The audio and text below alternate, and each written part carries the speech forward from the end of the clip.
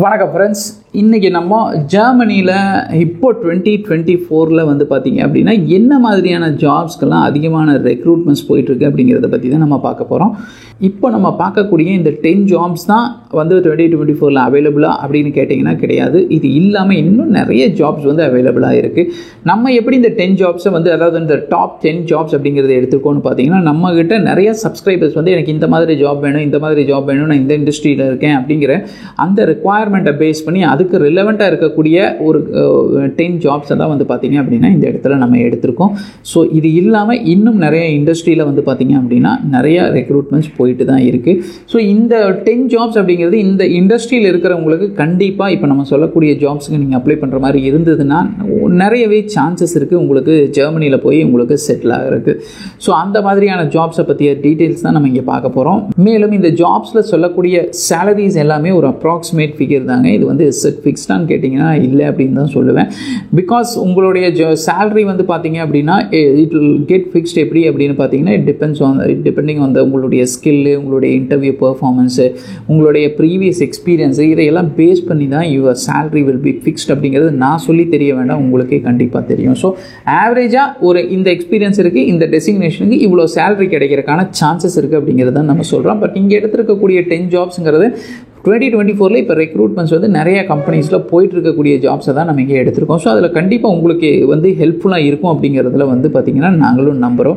என்ன மாதிரியான ஜாப்ஸ் அப்படிங்கிறத நம்ம பார்க்கலாம். வாங்க ஃப்ரெண்ட்ஸ், வீடியோக்குள்ளே போகலாம். நீங்கள் ஜெர்மனி அப்படின்னு எடுத்தாலே உங்களுக்கு தெரியும், ஆட்டோமொபைல் துறைக்கு பயங்கரமான பாப்புலரான ஒரு கண்ட்ரிங்க. ஆட்டோமொபைல் துறை அப்படின்னா நான் சொல்லவே வேண்டாம். ஆட்டோமொபைல் துறை அப்படின்னு எடுத்தால் எவ்ரி இயர் ஒவ்வொரு வருஷமும் இந்த ஆட்டோமொபைல் துறை, மெக்கானிக்கல் துறை, எலக்ட்ரிக்கல் துறையில் வந்து பார்த்திங்க அப்படின்னா நிறைய ரெக்ரூட்மெண்ட்ஸ் போயிட்டே இருக்குது. ஸோ அதை பற்றி நம்ம இப்போ அதிகமாக பார்க்க போகிறது கிடையாது. ஏன்னா இது ஃப்ரீக்வெண்ட் ரெக்ரூட்மெண்ட்ஸ், இது எப்போவுமே நடந்துகிட்ருக்கும்.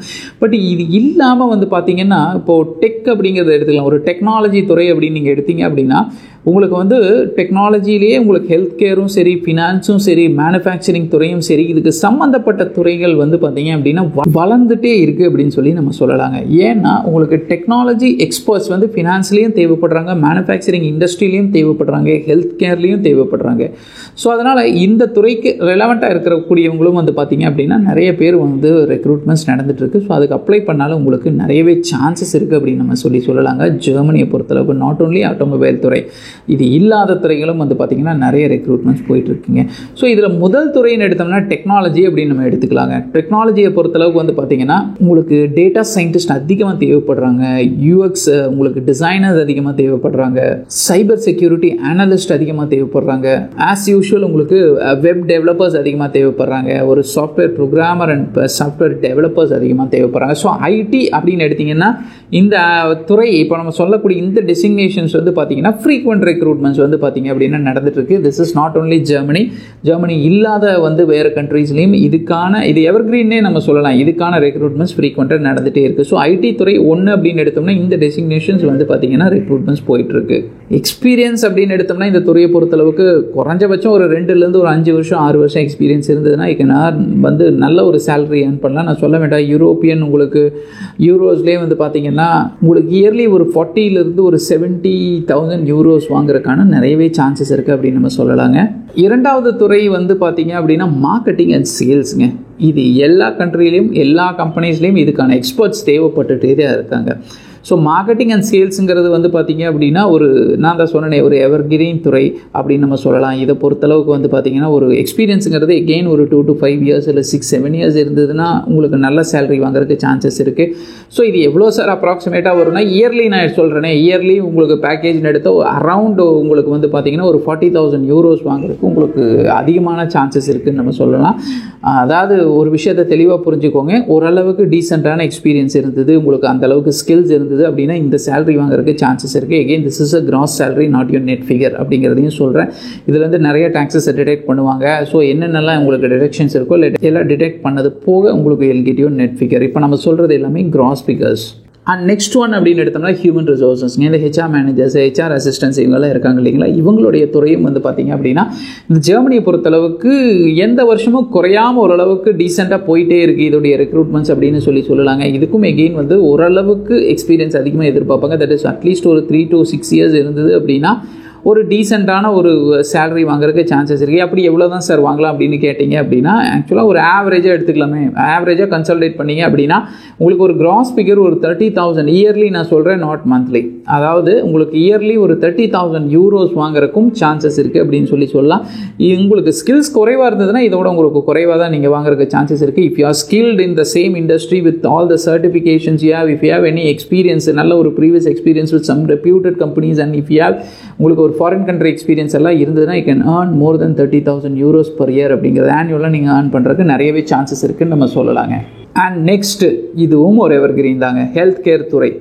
ஹெல்த் கேர் துறையை பொறுத்தளவுக்கு வந்து பார்த்தீங்க அப்படின்னா ஒவ்வொரு வருஷமும் நல்ல ஒரு அருமையான ரெக்ரூட்மெண்ட்ஸ் போயிட்டுருக்கு அப்படின்னு நம்ம சொல்லலாங்க. இது வந்து ஜெர்மனியை பொறுத்தளவுக்கு மட்டும் இல்லை, எல்லா கண்ட்ரீஸ்லையும் ஹெல்த் கேர் துறை அப்படிங்கிறது நல்ல ஒரு பூமிங் துறையாகவே இருக்குங்க. ஹெல்த் கேர் துறையை பொறுத்தளவுக்கு நிறைய இருக்குது. நர்சிங் இருக்காங்க, டாக்டர்ஸ் இருக்காங்க, உங்களுக்கு லேப் டெக்னீஷியன்ஸ் இருக்காங்க. இது மாதிரி இருக்கக்கூடியவங்க அப்ராக்சிமேட்டாக உங்களுக்கு ஒரு 3+ இயர்ஸ் எக்ஸ்பீரியன்ஸ் இருக்கிற மாதிரி இருந்ததுன்னா இந்த இண்டஸ்ட்ரியில் உங்களுக்கு ஒரு அரௌண்ட் ஒரு 35,000 யூரோஸ் வந்து இயர்லி ஆனுவலாக வாங்குறதுக்கு நிறையவே சான்சஸ் இருக்குன்னு சொல்லலாம். நீங்கள் இந்த துறையை சேர்ந்தவர் தான் அப்படின்னா நீங்கள் வந்து வேறு கண்ட்ரி, நான் ஃபாரின் கண்ட்ரியில் போய் நான் வந்து செட்டில் ஆகணும்னு அப்படின்னு நினைக்கிறவர் தான் நீங்கள் ஜெர்மனி ட்ரை பண்ணிங்க அப்படின்னா உங்களுக்கு நிறையவே சான்சஸ் இருக்குது இங்கே வந்து செட்டில் ஆகிறதுக்குன்னு நம்ம சொல்லலாம். அண்ட் நெக்ஸ்ட்டு வந்து எல்லா கண்ட்ரிலையும் தேவைப்படக்கூடிய டீச்சர்ஸ், டீச்சிங் இண்டஸ்ட்ரி அப்படிங்கிறதும் ஒரு நல்ல ஒரு இண்டஸ்ட்ரிங்க. இது நிறைய டீச்சர்ஸ் நம்மக்கிட்ட கேட்டிருக்காங்க, சார் எந்தெந்த கண்ட்ரியில் எங்களுக்கு பெஸ்ட்டாக இருக்கும் நாங்கள் போய் செட்டில் ஆகிருக்கு அப்படின்னு கேட்டிருக்காங்க. பட் அதில் வந்து ஜெர்மனியும் இருக்குங்க. நீங்கள் ஒரு டீச்சிங் ப்ரொஃபஷனலாக இருந்தீங்க அப்படின்னா உங்களுக்கு அரௌண்ட் ஒரு 40,000 யூரோஸ் வந்து ஆனுவலாக வாங்குறதுக்கு, கிராஸ் பேமெண்ட்டாக வாங்குறதுக்கு, கிராஸ் சேலரியாக வாங்குறதுக்கு நிறையவே சான்சஸ் இருக்குது. But if you R in teaching அப்படிங்கிற மாதிரி இருந்ததுன்னா ஒரு விஷயத்தை தெளிவாக தெரிஞ்சுக்கோங்க, ஜெர்மனியை பொறுத்தளவுக்கு உங்களுக்கு ஜெர்மன் லாங்குவேஜ் அப்படிங்கிறது முக்கியம்தாங்க.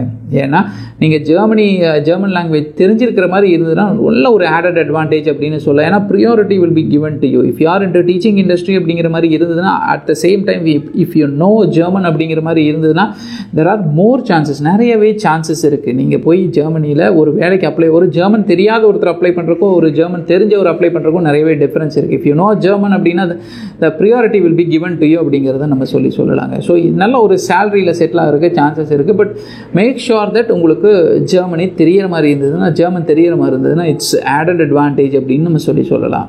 நெக்ஸ்ட், ஜெர்மனியை பொறுத்தளவுக்கு இதுக்கு முன்னாடி ஒரு சில வீடியோஸ்லையும் நான் சொல்லியிருக்கேன், அக்கௌண்டன்ட் அப்படிங்கிறது வந்து நல்ல ஒரு பூமிங் இண்டஸ்ட்ரிங்க. அக்கௌண்டன்ட்ஸ் வந்து பார்த்தீங்க அப்படின்னா நிறைய தேவைப்படுறாங்க. அதாவது இந்த டிஜிட்டலாக நிறைய விஷயங்கள் தெரிஞ்சு வச்சிருக்கிற மாதிரி இருந்ததுன்னா அந்த மாதிரி அக்கௌண்டண்ட்டை வந்து பார்த்தீங்கன்னா ஈஸியாக ரெக்ரூட் பண்ணிக்கிறாங்க கம்பெனிஸ். அதே மாதிரி அக்கௌண்டண்ட்டை பொறுத்தளவுக்கு எக்ஸ்பீரியன்ஸ் தான் எப்போவுமே அதிகமாக எதிர்பார்ப்பாங்க. ஃப்ரெஷராக இருக்கிற மாதிரி இருந்தது அப்படின்னா அக்கௌண்டன்ட்ஸை பொறுத்தளவுக்கு அதிகமான ரெக்ரூட்மெண்ட்ஸ், அதாவது குறைவான ரெக்ரூட்மெண்ட்ஸ் தான் வந்து நடக்கும்.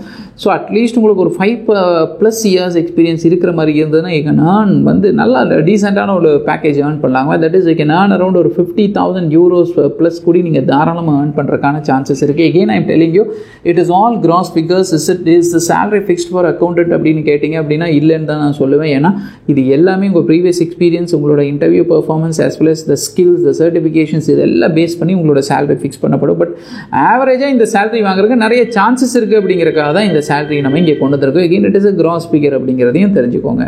அண்ட் again வந்து பார்த்தீங்கன்னா that is நர்சிங் துறை அப்படிங்கிறது நான் சொல்ல வேண்டாங்க, உங்களுக்கே தெரிஞ்சிருக்கும். நர்சிங் துறை அப்படிங்கிறது கடந்த ஒரு 3 வருடங்களில் வந்து பார்த்தீங்கன்னா அதிகமான ரெக்ரூட்மெண்ட்ஸ், ஹாஸ்பிட்டலில் நிறைய ரெக்ரூட்மெண்ட்ஸ் இருக்காங்க. பட் நர்சிங் துறை வந்து பார்த்தீங்க அப்படின்னா படிச்சுட்டு வர்றவங்க ரொம்ப குறைவாக இருக்காங்க. பட் ஸ்டில் என்னென்னா ஃபாரின் கண்ட்ரி போகணும் அப்படிங்கிறவங்க வந்து குறைவாக இருக்காங்க. அதனால் நிறைய ஹாஸ்பிட்டல்ஸ் வந்து ரிக்வயர் வந்து பார்த்திங்கன்னா நர்சிங் படிச்சுட்டு, தட் இஸ் ரெஜிஸ்டர்ட் நர்ஸ்ன்னு சொல்கிறாங்களே, இந்த மாதிரி இருக்கக்கூடிய ஆட்களை வந்து நிறைய தேவைப்பாடுகள் இருந்துகிட்டே இருக்குது. சேலரியும் ஒரு நல்ல சேலரி. பட் நர்சிங்கை பொறுத்தளவு கொஞ்சம் ஒரு ஹாஸ்பிட்டலில் வந்து பார்த்திங்கன்னா, இப்போ ஃபார் எக்ஸாம்பிள் நீங்கள் நர்சிங் படித்தா ஒரு இன்டர்ன்ஷிப் போவீங்க, 6 months அந்த 1 year ஒரு ஹாஸ்பிட்டலில் ஒர்க் பண்ணுவீங்க.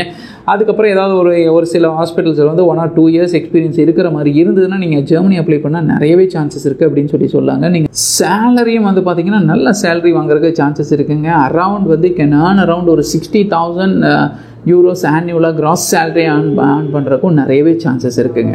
அண்ட் நெக்ஸ்ட் துறை அப்படிங்கிறது ஃபினான்ஸ். ஃபினான்ஸுங்கிறது ரொம்ப வருஷமாக இருந்துட்டு இருக்கக்கூடிய ஒரு துறை. மேலும் ரொம்ப வருஷமாக ரெக்ரூட்மெண்ட்ஸ் வந்து பார்த்திங்க அப்படின்னா நடந்துட்டு இருக்கக்கூடிய ஒரு துறைங்க. ஃபினான்ஸ் அப்படின்னு நான் காமனாக எடுத்திருக்கேன். இதில் நிறைய ஃபினான்ஷியல் அனலிஸ்ட் இருக்குது. ஒரு டெல்லர் கூட நம்ம எடுத்தால் ஈஸன்ட் ஃபினான்ஸ் இண்டஸ்ட்ரி, பேங்கிங்கில் ஒர்க் பண்ணக்கூடிய back and staff, so front எண்டில் ஒர்க் பண்ணக்கூடிய அசோசியேட், இவங்கெல்லாம் ஃபினான்ஷியல் இண்டஸ்ட்ரிக்குள்ளே தான் வருவாங்க. ஸோ இந்த இண்டஸ்ட்ரிங்கிறது வந்து ஒரு பூமிங் இண்டஸ்ட்ரிங்க. அதை பூமிங் அப்படிங்கிறத விட இதில் எப்போவுமே ரெக்ரூட்மெண்ட்ஸ் இருந்துட்டு இருக்கக்கூடிய ஒரு இண்டஸ்ட்ரி. நாட் ஓன்லி ஜெர்மனி, எல்லா கண்ட்ரீஸும் அப்படின்னு நம்ம சொல்லலாங்க. எவ்வளோதான் சார் சம்பளம் வாங்கலாம் அப்படின்னு சொல்லி கேட்டிங்க அப்படின்னா ஒரு 5 வருஷம் எக்ஸ்பீரியன்ஸ் இருக்கிற மாதிரி இருந்தால், நீங்கள் ஃப்ரண்ட் எண்டில் இருக்கிற மாதிரி இருந்தால் நான் அரௌண்ட் ஒரு 40,000 யூரோஸ் ஆனுவலாக ஏர்ன் பண்ணுறதுக்கு நிறைய சான்சஸ் இருக்குது கிராஸ் சேலரியாக. Next industry manufacturing industry. Manufacturing அப்படிங்கிறது ஜெர்மனியை பொறுத்தளவுக்கு ஒரு பாப்புலர் இண்டஸ்ட்ரி. ஏன்னா வந்து பார்த்தீங்க அப்படின்னா ஆட்டோமொபைல், மெக்கானிக்கல் அண்ட் எலக்ட்ரிக்கல் செம பாப்புலர் இங்கேங்க. ஸோ அதனால் மேனுஃபேக்சரிங், ஒரு கார் மேனுஃபேக்சரிங் கம்பெனியில் நீங்கள் ஒர்க் பண்ணுற மாதிரி இருந்தாலும் தே ரிக்வயர் மோர் எம்ப்ளாயீஸுங்க. நிறைய பேர் ரெக்ரூட் பண்ணிகிட்டே இருக்காங்க. So not only car manufacturing, நான் சொல்கிற ஒரு ஏதாவது ஒன்று எடுத்துக்கோங்களேன், ஒரு ஃபவுண்டரி ஆகட்டும். ஸோ இந்த மாதிரி மேனுஃபேக்சரிங் ஆஃப் ப்ராடக்ட்ஸ் அப்படின்னு இருக்கக்கூடிய எந்த துறையாக இருந்தாலும் ஜெர்மனியில் ரொம்பவே பாப்புலர். அங்கே இருக்கக்கூடிய லோக்கலைட்ஸ் அதிகமாக வந்து பார்த்திங்கன்னா இந்த இண்டஸ்ட்ரியில் ஒர்க் பண்ணுறவங்களாக தான் இருக்காங்க. மேலும் அது இல்லாமல் இன்னும் தே ரிக்வயர் மோர் நம்பர் ஆஃப் வந்து ஒர்க்கர்ஸ்ங்க. ஸோ அதனால் என்னென்னா இங்கே ஆட்கள் இல்லாமையும் ஃபாரின்லேருந்து வந்து அந்த கம்பெனிஸ் வந்து நிறைய ரெக்ரூட் பண்ணுறதும் நடந்துக்கிட்டே தான் இருக்குங்க. அதே மாதிரி எக்ஸ்பீரியன்ஸ்னால் எகெயின் அதே தான், ஒரு 3+ இல்லை 5+ இயர்ஸ் உங்களுக்கு ஒர்க் எக்ஸ்பீரியன்ஸ் இருந்தது அப்படின்னா உங்களுக்கு நான் அரௌண்ட் ஒரு 40,000 இல்லை ஒரு 50,000 யூரோஸ் இயர்லி வாங்குறதுக்கும் நிறையவே சான்சஸ் இருக்குது பேஸ்ட் ஆன் யுவர் ஸ்கில்லுங்க. அண்ட் அட் லாஸ்ட் வந்து பார்த்திங்கன்னா ஜெர்மனியை பொறுத்தளவுக்கு இந்த துறையும் வந்து பார்த்திங்கன்னா நானும் சலைச்சவன் இல்லை அப்படின்னு சொல்கிறாங்க. என்னென்னா கஸ்டமர் சர்வீஸ்.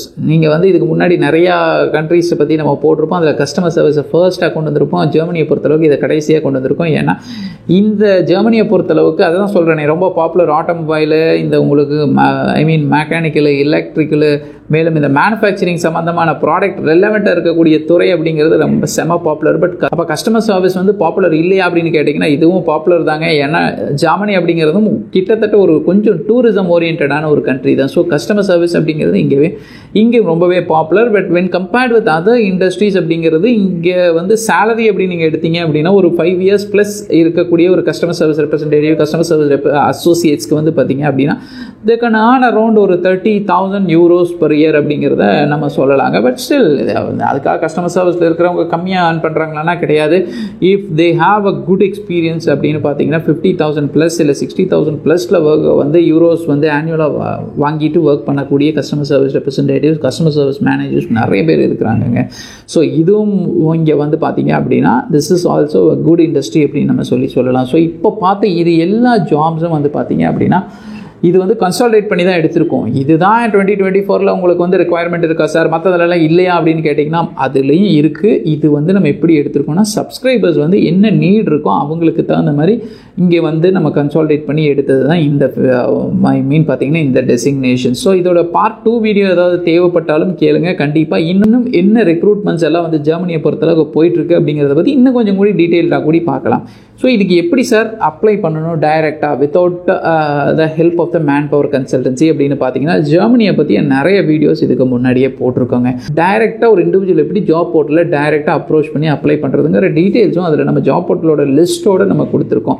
முடிஞ்சால் அதோடைய லிங்க்கும் கீழே டிஸ்கிரிப்ஷனில் கொடுக்குறேன், நீங்கள் அதை கூடி பார்த்து நீங்கள் தெரிஞ்சுக்கலாம். ஸோ அதோடைய பெரிய சேஞ்சஸ் எல்லாம் ஒன்றும் கிடையாது. ஏதோ அப்டேஷன்ஸ் வந்தால் நம்ம அங்கே இங்கே மேலேயும் இந்த பக்கமும் நான் போடுறேன், நீங்கள் அதை கூடி பார்த்து தெரிஞ்சுக்கலாம். மேலும் நம்ம ஒரு மேன் பவர் கன்சல்டன்சி கிடையாதுங்க, அதையும் நீங்கள் தெரிஞ்சுக்கோங்க. நம்ம வந்து இந்தியாவிலேருந்து ஃபாரின் கண்ட்ரி போய் நான் செட்டில் ஆகணும்னு நினைக்கிறவங்களுக்கு வந்து பார்த்தீங்கன்னா ஏதாவது ஒரு கண்ட்ரி, ஃபார் எக்ஸாம்பிள் ஜெர்மனினா ஜெர்மனியை பற்றி கன்சாலிடேட் பண்ணி அவங்களுக்கு யூஸ்ஃபுல்லாக இருக்குங்கிறக்கோங்க எல்லா விஷயங்களையும் இன்ஃபர்மேஷனையும் கேதர் பண்ணி ஒரே இடத்துல கொடுக்குறதுக்கு தான் நாங்கள் ட்ரை பண்ணிகிட்ருக்கோம். ஏதாவது ஒரு விதத்தில் உங்களுக்கு ஹெல்ப்ஃபுல்லாக இருக்கும் அப்படிங்கிறக்காக தான் இந்த வீடியோவை நம்ம மேக் பண்ணிகிட்ருக்கோம். So we are no way connected directly with any employers and we are not a manpower consultancy அப்படிங்கிறதையும் நீங்கள் தெளிவாக தெரிஞ்சுக்கோங்க. வேறு ஏதாவது உங்களுக்கு சந்தேகங்களோ குவரிஸோ இருந்தது அப்படின்னா தயவு செஞ்சு கமெண்ட் பாக்ஸில் போஸ்ட் பண்ணுங்கள். கண்டிப்பாக உங்களுக்கு நாங்கள் ரிப்ளை பண்ணுறோம். But at the same time reply பண்ணுறதுக்கு கொஞ்சம் டிலே ஆனாலும் டோன்ட் கெட் ஃபெட் அப்ங்க. கண்டிப்பாக உங்களுக்கு நாங்கள் ரிப்ளை பண்ணுவோம் ஃப்ரெண்ட்ஸ். மேலும் இப்போ வரைக்கும் இந்த வீடியோவை பொறுமையாக பார்த்துட்டு இருந்ததுக்கு எங்களுடைய நன்றியை உங்களுக்கு சொல்லிக்கிறோம். Thank you so much friends.